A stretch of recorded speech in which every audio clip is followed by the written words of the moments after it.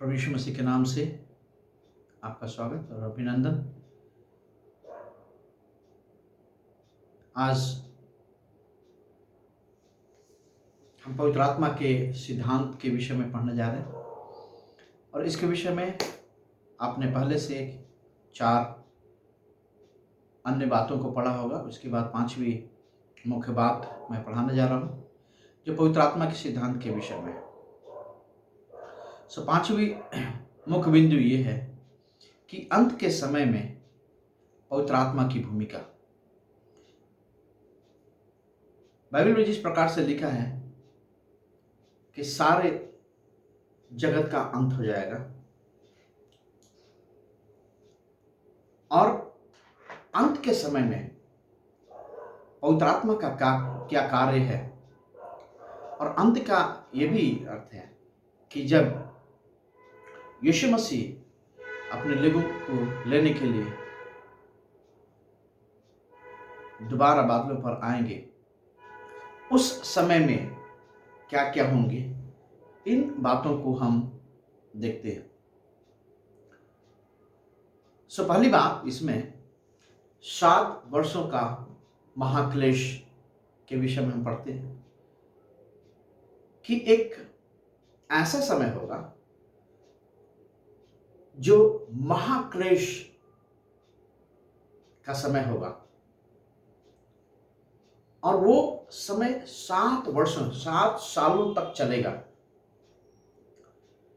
और उस 7 वर्षों में बहुत सारी परेशानियां, बहुत सारे सताव आएंगे। और वचन बताती है कि उस 7 वर्ष में शैतान के लिए एक मौका हो जाएगा या उसके बंधन खोल दिए जाएंगे ताकि वो उत्पात मचाता रहे। दूसरे शब्दों में, कठोर शब्दों में कहा जाए तो एंटी क्राइस्ट जिसको कहा जाता है कि एंटी क्राइस्ट 7 वर्षों तक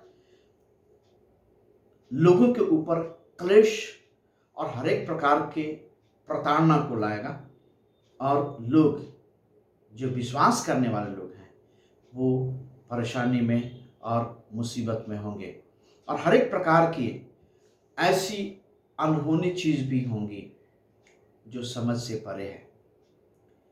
तो अब ये अविश्वासियों के लिए किस प्रकार से ये बातें आप देख पाएंगे। लिखा है कि अविश्वासियों में ये अंत के दिन में पवित्र आत्मा का क्या रोल है, पवित्र आत्मा का क्या कार्य है। महाक्लेश के निकटतम समय या जैसे महाक्लेश आएगा उस समय में इस्राएली लोगों के उद्धार के लिए पवित्र आत्मा एक अहम रोल अदा करेगा। इसका मतलब इस्राएली लोग जो प्रभु के चुने हुए लोग कहलाते हैं, पवित्र आत्मा उनकी मदद करेगा ताकि वो परमेश्वर को अपना उद्धारकर्ता ग्रहण करे, यीशु मसीह को अपना उद्धारकर्ता ग्रहण करे। और अब तक इस बात को जानते हैं कि यहूदी लोग यीशु मसीह को भविष्यवक्ता के रूप में मानते हैं, लेकिन उद्धारकर्ता के रूप में उन्होंने ग्रहण नहीं किया। पवित्र आत्मा अंत के समय में जब महाक्लेश होगा उस समय में पवित्र आत्मा कारगर होगा कि इस्राएली लोग अपने हृदय को परमेश्वर की ओर मोड़ने पाएंगे और यीशु मसीह को अपना उद्धारकर्ता ग्रहण करने पाएंगे, उसको अपने जीवन में एक महत्वपूर्ण स्थान देने पाएंगे। ये चीज जो है हम पुराने नियम के जकरिया नबी के पुस्तक में हम पढ़ते हैं। जकरिया नबी की पुस्तक उसके 12 अध्याय और उसके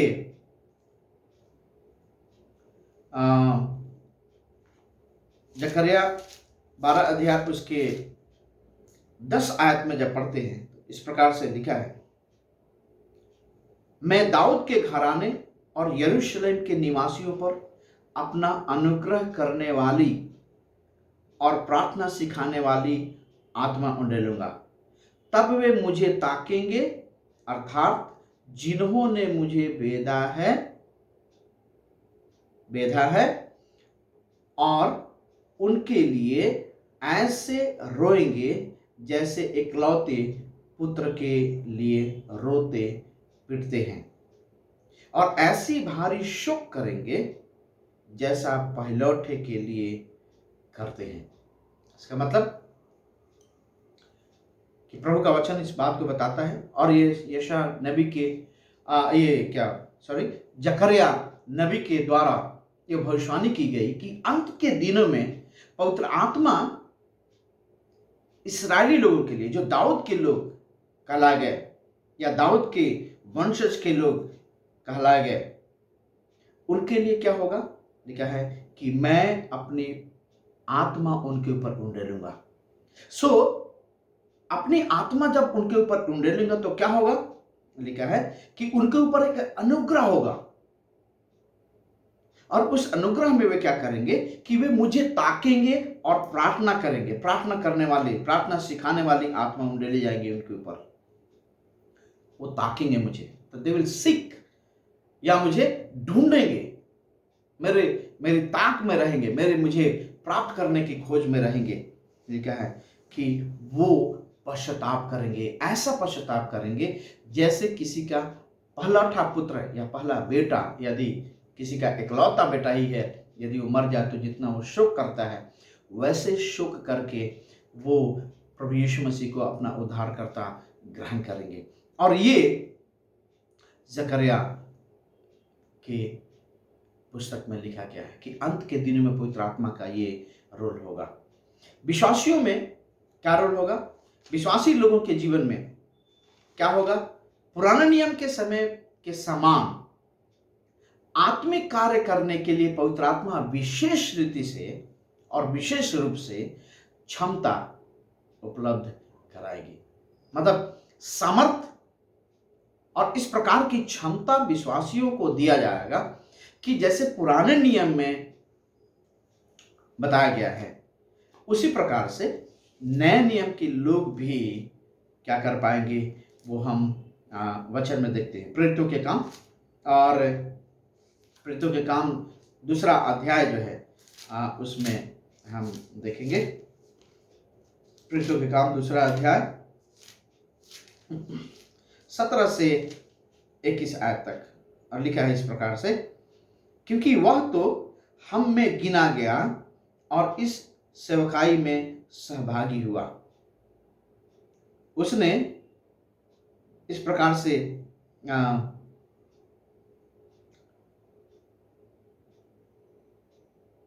यहाँ पर उसके विषय में लिखा है, जो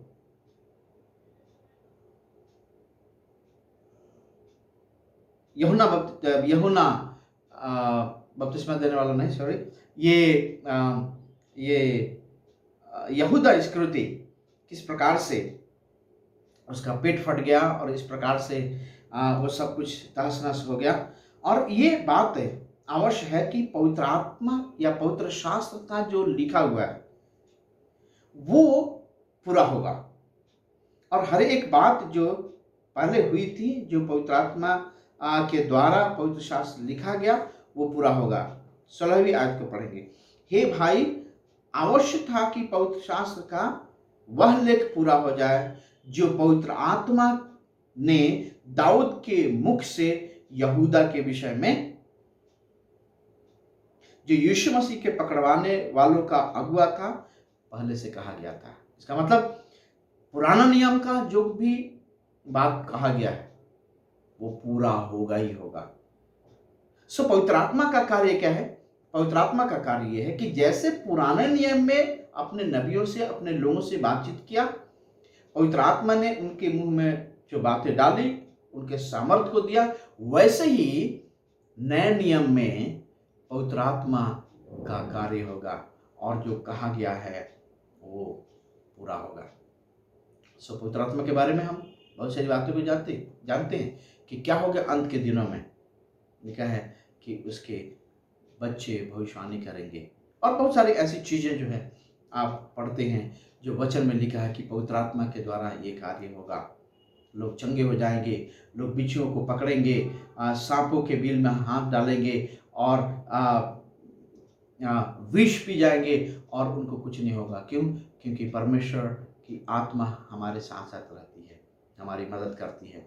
और इस तरह से जो है पवित्र आत्मा विश्वासी और अविश्वासियों के बीच में अपनी मदद को लाएगा। जो 7 वर्षों का महाक्लेश है, उस समय में ये सारी बातें पवित्र आत्मा के द्वारा लोगों की मदद के रूप में दी जाएंगी।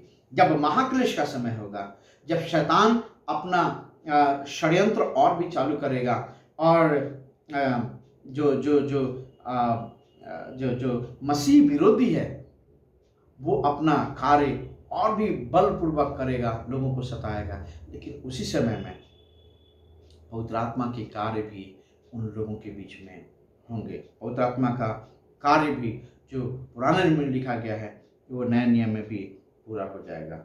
तो इस तरह से जो है आप इस बात को देते हैं। उसके बाद दूसरी बात क्या होगा कि 1000 साल का शासन काल होगा। तो 1000 के शासन काल में पवित्र आत्मा का क्या रोल होगा? विश्वासियों में क्या होगा? पवित्र आत्मा इस्राएली विश्वासियों को धार्मिक जीवन जीने के लिए सक्षम करेगा।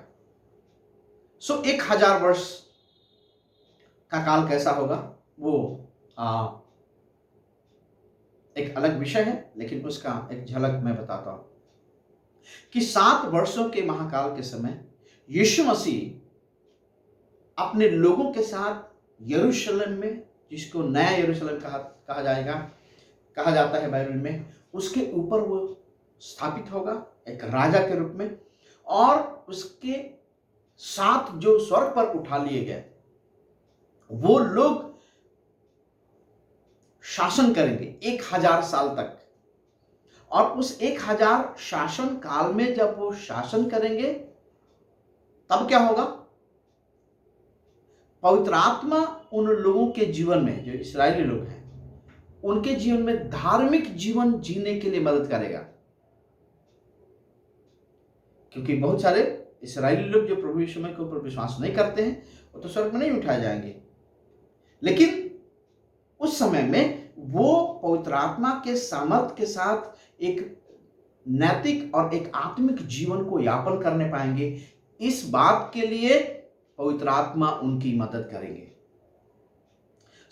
ये 1000 वर्ष के शासन काल में पवित्र आत्मा का रोल विश्वासियों के लिए होगा। यहेजकेल 36 अध्याय, यहेजकेल 36 अध्याय में इस बात को आप पाएंगे।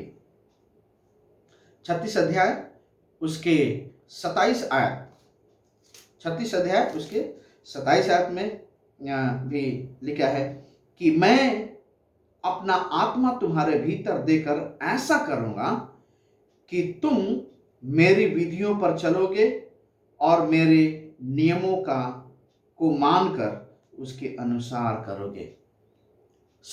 उस समय में यहेजकेल नबी की किताब में लिखा है कि उस समय में तुम क्या करोगे?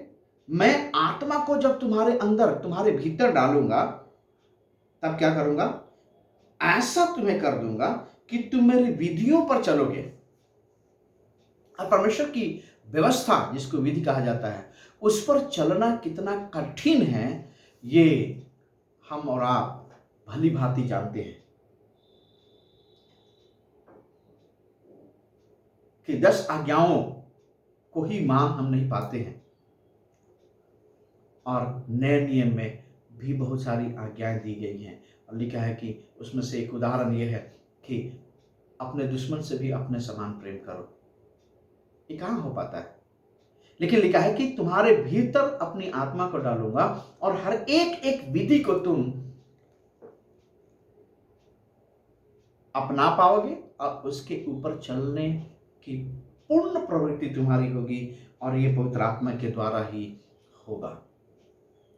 1000 के शासन काल जो होंगे उसमें विश्वासी लोगों के अंदर एक ताकत होगा, एक बल होगा, एक ऐसी प्रवृत्ति होगी, पवित्र आत्मा की भरपूरी होगी कि वो हर एक कार्य को, जो धार्मिक बात है, धार्मिक जीवन है, उसको जी पाएंगे। और पवित्र आत्मा इस प्रकार से समर्थशाली रीति से लोगों के जीवन में काम करेगा। मसीह में क्या होगा कि मसीह के धार्मिक शासन में पवित्र आत्मा क्रियाशील हो जाएगा। क्या होगा? मसीह में धार्मिक शासन में पवित्र आत्मा क्रियाशील हो जाएगा और भी तेजी रीति से और भी एक्टिव रूप से पवित्र आत्मा हमारे जीवन में कार्य करने लगेगा।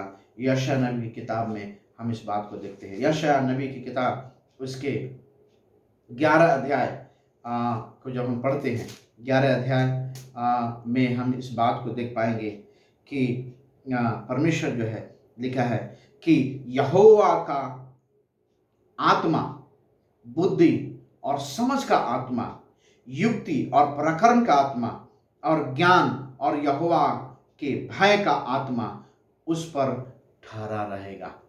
इसका मतलब ये चीज उनके जीवन में ठहरा रहेगा। सो मसीह में जो है, जो लोग हैं, प्रभु में जो लोग हैं, उनके अंदर पवित्र आत्मा का सामर्थ्य इतना क्रियाशील हो जाएगा कि बुद्धि, आत्मा, समझ, युक्ति, पराक्रम और ज्ञान और यहोवा का भय मानना उनके जीवन में कॉमन चीज हो जाएगा। मतलब बहुत ही साधारण चीज होगा, साधारण बात हो जाएगी। क्यों? क्योंकि पवित्र आत्मा का सामर्थ्य उनके जीवन में बहुतायत सा उंडेला जाएगा, बहुतायत सा कार्य करेगा।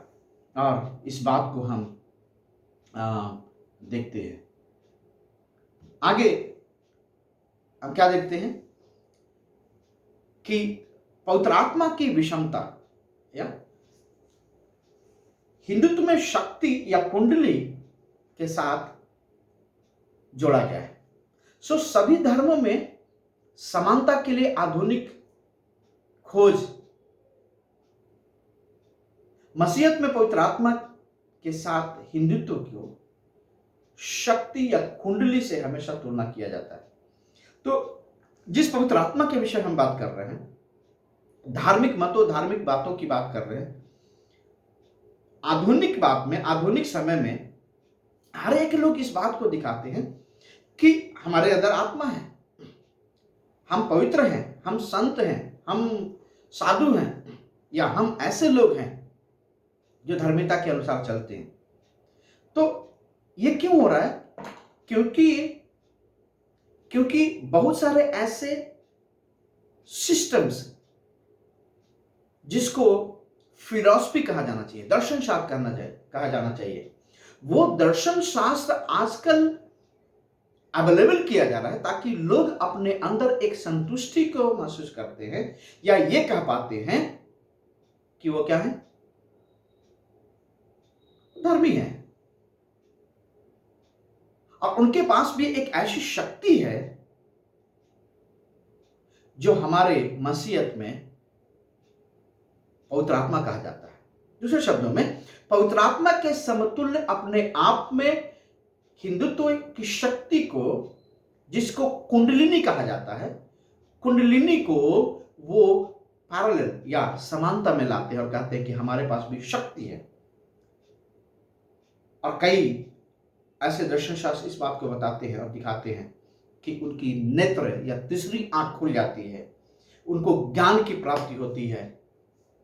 तो इसके विषय में आपको विचार करने की जरूरत है और इस बात को जानने की जरूरत है। दो चीज़ों पर बात विचार करने की जरूरत है या डिस्कस करने की जरूरत है या इसके ऊपर जहन करने की जरूरत है। पहला कि पवित्र आत्मा तथा हिंदू संदर्भ में सामर्थ्य के प्रति विभिन्न विचारधारा क्या है, क्या विचार है, जिसको लोग बोलते हैं हमने शक्ति पा लिया या ज्ञान पा लिया, मोक्ष का ज्ञान पा लिया और वो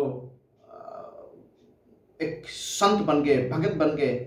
और पवित्र आत्मा जो हम कहते हैं हमने पवित्र आत्मा पाया है, पवित्र आत्मा हमारे अंदर है, इसकी समानता या इसका विभिन्न विचार क्या है। दूसरा, पवित्र आत्मा के मानविक बातों को या पवित्र आत्मा के मानविकता के बारे में कैसे आप विवरण करेंगे, कैसे हम विवरण कर सकते हैं, इसके ऊपर हमें विचार करने की ज़रूरत है और उसके ऊपर हमें डिस्कस करके अपने झुंड में या एक दूसरे से जानने की ज़रूरत है कि हम इसके विषय में क्या सोचते हैं, हमारा विचारधारा क्या है। सो क्योंकि कुंडलिनी और पवित्र आत्मा समान रूप में जब देखा जा रहा है, आज के आधुनिक खोज, आज की आधुनिक बातें इस प्रकार से लोगों को मानसिक रीति से फिलोसफिकली तैयार कर दिया है कि वो हमारे पवित्र आत्मा को अपने कुंडलिनी के साथ मेल कराते हैं, समानता के रूप में गिनते हैं। क्या ये समान है? क्या ये सही है? ये बात हमें डिस्कस करने की जरूरत है। तो अब हम इस बात को देखेंगे कि पवित्र आत्मा क्या है और कुंडलिनी या हिंदुत्व शक्ति, हिंदुत्व में जो जिसको शक्ति कहते हैं, एक अंदर में एक वो जिसको उन्होंने प्राप्त किया है, जिसको ज्ञान कहते हैं या एक ताकत कहते हैं, जिसको कुंडलिनी भी कहा जाता है, क्या है और पवित्र आत्मा के साथ कैसे वो अलग है, ये बात हमें कम से कम समझने की जरूरत है। सो पवित्र आत्मा क्या है? पवित्र आत्मा मनुष्य के मध्य है। ये क्या है कि तुम मेरे मंदिर हो, तुम मेरे मंदिर हो। और पवित्र आत्मा के विषय में लिखा है कि जहां कहीं भी मेरे नाम से 2 या 3 एकत्रित होते हैं, वहां पर मैं उपस्थित होता हूं। यीशु मसीह के वचन है। पवित्र आत्मा जो है उपस्थित रहता है। इसका मतलब त्रिएकता की उपस्थिति लोगों के मध्य होती है। सो पवित्र आत्मा जो है, जिसे ऊपर या बाहर से उतरने पर अत्यधिक जोर दिया जाता है। जैसे पृथ्वी के काम में क्या देखते हैं, लोग इकट्ठे थे और पवित्र आत्मा उनके ऊपर उतरा और उन्होंने क्या किया, अन्य अन्य भाषा में प्रार्थनाएं करने लगी, अन्य अन्य भाषाएं बोलने लगे और लोग अपने अपनी भाषा के लोग जो वहां पर यरूशलेम में फसह के पर्व को मनाने आए थे, वो समझ सके कि वो क्या बोल रहे हैं। और उससे भी बढ़कर शक्ति के विपरीत पवित्र आत्मा को मानव के स्वयं एक भाग को, जिसको प्राण या सृष्टि का एक भाग के रूप में नहीं देखा गया, जैसे हिंदुत्व में देखा जाता है। सो पवित्र आत्मा जो है सृष्टि का एक भाग है। इसका मतलब दूसरे शब्दों में कहा जाए तो लोग क्या कहते हैं, कण कण में भगवान है।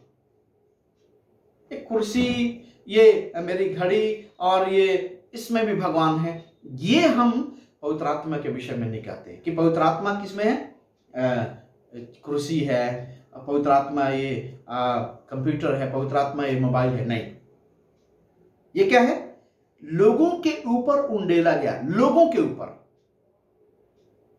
उंडेला गया चीज है जो हमारे अंदर होता है। सो हमारे अंदर, हमारे मध्य में है। जबकि कुंडलिनी एक प्रारंभिक वैदिक लेख है, एक ऐसा सर्वोच्च अस्तित्व का वर्णन करता है। उसका रचना सामर्थ्य के लिए, शक्ति जो संसार में दिखता है, तो शक्ति को बनावटी धर्म विज्ञान के रूप में या थियोलॉजी के रूप में तथा पूजा के साथ सार्वभौमिक देवी देवताओं के बाद में उसको क्या किया जाता है, क्रमबद्ध किया जाता है कि नहीं नहीं ये सामर्थ्य है, वह संसार के छंद मुखाग्र पदार्थ का भाग है। जैसे इसका विवेक तथा शक्ति एवं अभिव्यक्ति के सभी रूपों को अलग करता है। विवेक को अलग करता है, शक्ति को अलग करता है, अभिव्यक्ति को अलग करता है। मतलब ये ऐसा करोगे तो ये होगा, ऐसा करोगे तो ये होगा, और बहुत सारे ऐसी चीज जो है फिलोसफिकली उन लोग लाते हैं कि कुंडलिनी को जगाने से हमारा क्या होता है, एक ज्ञान मिलता है, तीसरी आंख खुल जाती है। और कुंडलिनी में क्या होता है, लोग अपने आप को ऊंचा स्वर्ग की ओर उड़ते हुए देखते हैं और उनका विवेक जो है बहुत सारे ऐसे ज्ञान को प्राप्त करता है और अच्छी बातों को सीख जाता है। ये होता है, वो होता है, इस सब प्रकार के बातों को देखा गया है। जो फिलॉसफी है, उनका फिलॉसफी लेकिन पवित्र आत्मा के विषय में ऐसा नहीं है। पवित्र आत्मा जो है एक सामर्थ को देता है, एक बल को देता है। परमेश्वर की पवित्र आत्मा जो है सामर्थ को देता है, लेकिन उसी के साथ साथ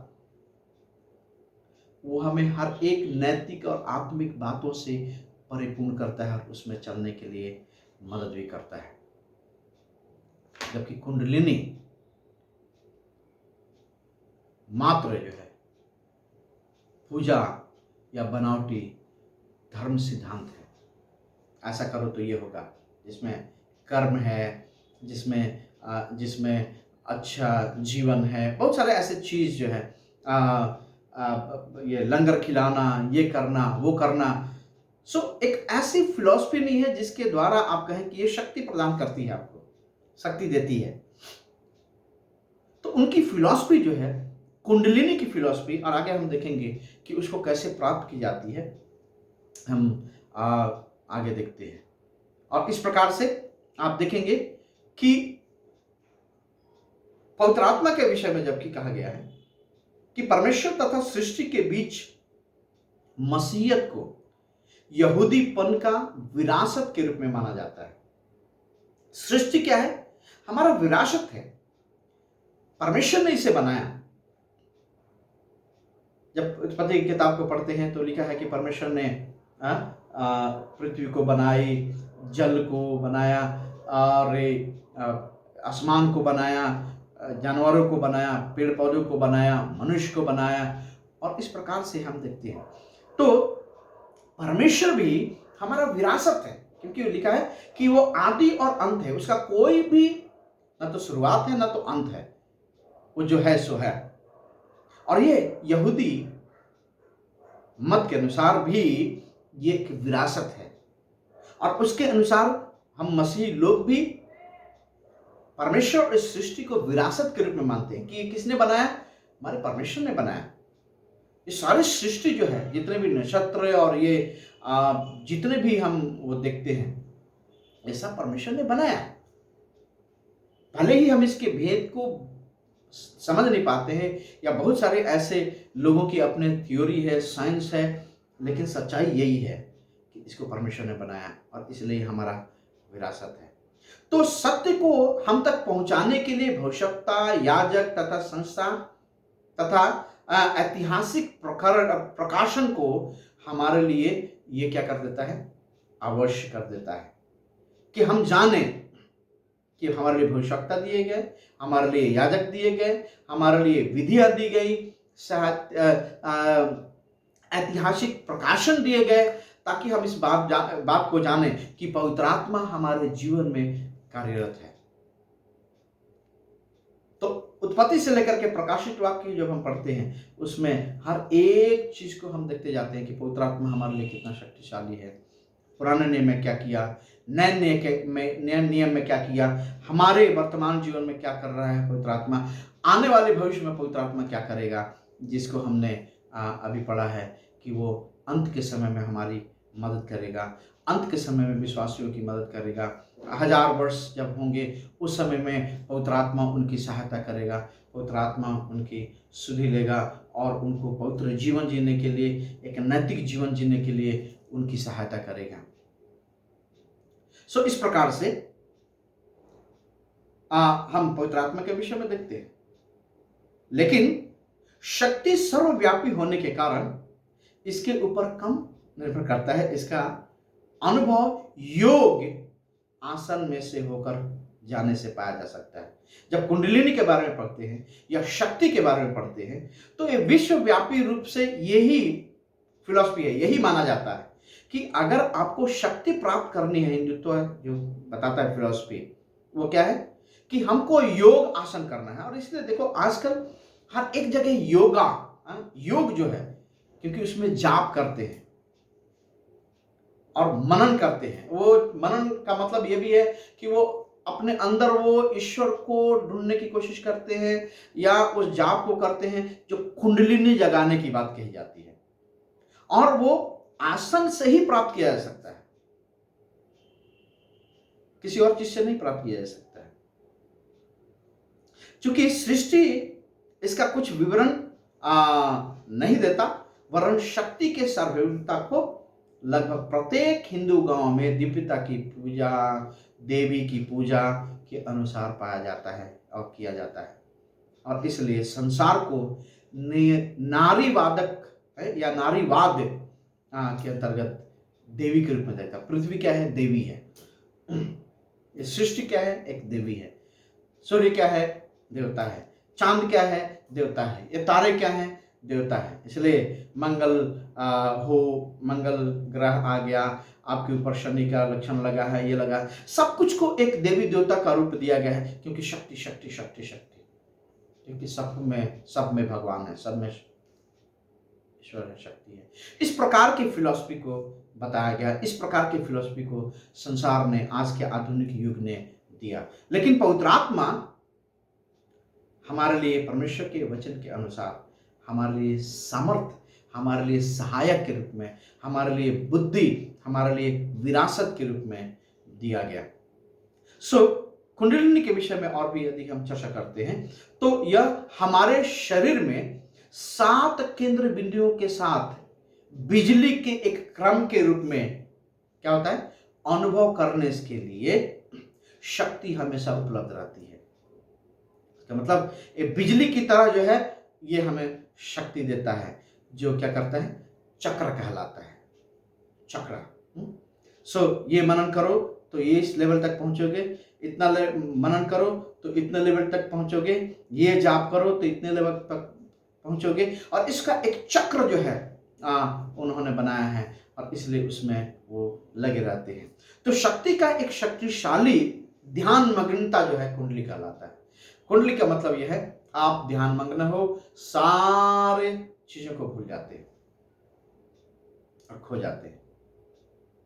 और इस प्रकार से बताया जाता है कि कुंडलिनी जो है, जो जगाया जाता है, ये कुंडलिनी जो प्राप्त की जाती है, वो रीढ़ की हड्डी के आधार के नीचे स्थित रहता है। इसका मतलब आप बैठे रहोगे ऐसे स्ट्रेट, तो कुंडलिनी जो है हमारे रीढ़ की हड्डी से होते हुए, हमारे इससे ब्रेन से होते हुए हमें एक अहम विभूति या अहम उस प्राप्ति को दिखाएगा, जिसको शक्ति कहा जाता है, कुंडलिनी कहा जाता है, जो रीढ़ के हड्डी के नीचे वो आधारित है। इसलिए अन्यत्र आत्मिक तकनीकी जो है कुंडलिनी को जगा सकता है। अब ये भी है कि अन्य प्रकार के योग जो है, अन्य प्रकार के तकनीक जो है, वो कुंडलिनी को जगा सकता है, उस शक्ति को लाने के लिए आपको प्रोत्साहित कर सकता है, वो आपको बढ़ा सकता है। और ये जो है चक्र के द्वारा ऊपर लाया जाता है, जहां एक व्यक्ति को विवेक के साथ एक होने के लिए जागरूक करता है। क्या करते हैं? वो ब्रह्मा में मिल जाते हैं। दूसरे शब्द में वही शब्द है, को ब्रह्मा में मिल जाते हैं। इसीलिए उनका फिलॉसफी क्या है? अहम ब्रह्मास्मि, अहम ब्रह्मास्मि, क्योंकि वो उस शक्ति में विलीन हो जाते हैं, वो शक्ति प्राप्त कर लेते हैं, उनका ऐसा मानना है। जबकि पवित्र आत्मा हमें क्या करता है? यीशु मसीह के व्यक्तित्व में, उसके गुण में, उसके स्वभाव में, उसके चरित्र में, उसके पवित्रता में हमें बढ़ाता है। हमें यीशु मसीह नहीं बनाता, हमें परमेश्वर नहीं बनाता, हम परमेश्वर कभी भी नहीं बन सकते। अहम ब्रह्मास्मि या जो कहते हैं वो, हम ये नहीं कह सकते मैं परमेश्वर हो गया। और पवित्र आत्मा का सामर्थ्य, पवित्र आत्मा की शक्ति, परमेश्वर की पवित्र आत्मा जो हमारे ऊपर डली जाती है, वो हमें जीवन जीने के लिए, आत्मिक जीवन जीने के लिए, नैतिक जीवन जीने के लिए, और परमेश्वर की विधि और परमेश्वर की बातों में परिपूर्णता से बढ़ने के लिए पवित्र आत्मा दी जाती है। जबकि शक्ति हर एक बातों को अपने ऊपर कब्जा करने के लिए, उसको अपने अधीन में करने के लिए, शक्तियों और सृष्टियों के ऊपर अधीनता करने के लिए दी जाती है। और इसलिए पवित्र आत्मा का सामर्थ्य कभी भी हिप्नोटिज्म या किसी भी प्रकार से तंत्र मंत्र की बात नहीं है। जबकि कुंडलिनी और शक्ति का अधिकार या उसकी व्यवस्था या उसका अभ्यास शक्तियों को वश में करने के लिए भी लोग इस्तेमाल करते हैं। और यही शिक्षा जो है, यही टीचिंग जो है, एक ऐसी फिलॉसफी है जो लोगों को परमेश्वर से कम शक्तियों के ऊपर, सृष्टि के ऊपर, बहुत सारे ऐसे शक्तियों के ऊपर जय और विजय पाने की बातों में लगे रहते हैं, जो भले ही पूजा और पराक्रम और इस प्रकार की कुंडलिनी जगाने की बात से होती हो। और इस प्रकार से इसलिए पवित्र आत्मा जो है मसीहों के लिए और आज के वर्तमान समय के लिए एक ऐसी परमेश्वर की दी हुई भविष्यवाणी है जो हर एक लोगों पर दी जाती है। और जो यीशु मसीह को अपना उद्धारकर्ता ग्रहण करते हैं, पवित्र आत्मा का दान पाते हैं, पवित्र आत्मा का सामर्थ पाते हैं, एक पवित्रता के जीवन में चलने के लिए उनको सामर्थ मिलता है, बुद्धि दी जाती है, ताकि वो हर एक अपने विपरीत समय में भी परमेश्वर यहोवा के पीछे चल सके, उसकी महिमा कर सके। ये पवित्र आत्मा के विषय में इतना आज हम अध्ययन करते हैं, और सुनने के लिए बहुत बहुत धन्यवाद। परमेश्वर आपको आशीष दे और इसके विषय में और भी परमेश्वर आपको समझ दे और वचन का ज्ञान आपको और भी प्रकाशमान बनाने पाए। प्रभु आपकी स्तुति ले और आपकी मदद करें। यीशु मसीह के नाम से आपको आशीष मिलने पाए।